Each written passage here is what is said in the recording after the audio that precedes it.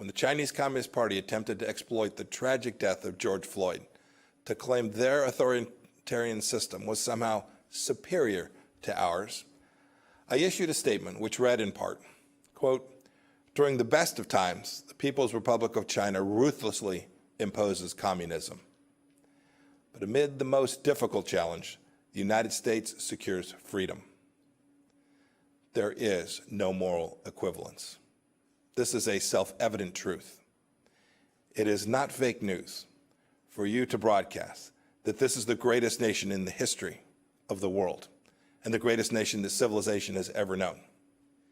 There's a new dawn here at Voice of America. The American public doesn't know this, but when Michael took office, some 1,500 employees, almost 40% of the workforce, had been improperly vetted, including many with high-level security clearances.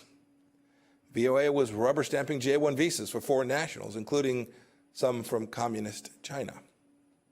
We shouldn't be doing that. We have plenty of Mandarin language speakers here in America, and we are building, growing, teaching, educating more committed patriots, some of Chinese American descent who are amazing people.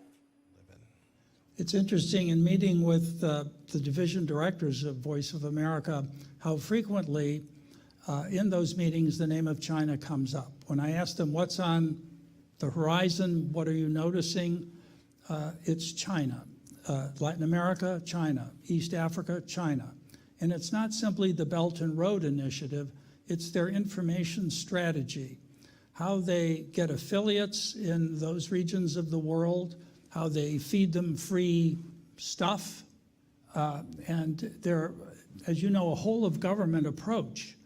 Now, the United States isn't whole of government, but Voice of America is here to do our part through our bureaus and through our reporting. What do you think we can do better to help highlight the dangers these things represent when seen together rather than as a separate series of approaches? Well, this challenge is, in fact, comprehensive. Our administration began by working on the economic side of this.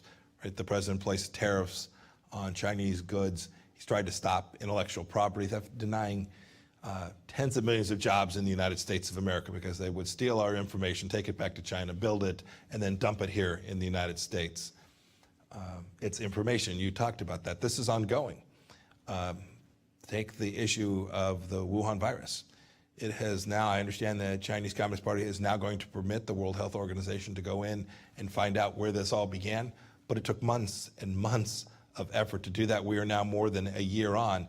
We still don't have access to important information about how the virus began. It's important for health and safety and to make sure that something like this doesn't come out of China again. Your team can report these things, report these facts. Your point about it being a global phenomenon. I have a bureau. I have a China desk. I have a East Asia Pacific bureau. We have an Indo-Pacific strategy.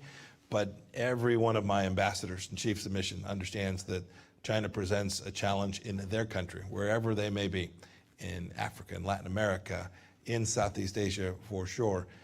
And our team on the ground is working to protect American security from the Chinese Communist Party in the country that they have been assigned to. I hope your reporters, no matter where they find themselves, if they are in South Africa or in Morocco or wherever they are, observes the activities of the Chinese Communist Party inside of their country and how it impacts the people of those countries as well.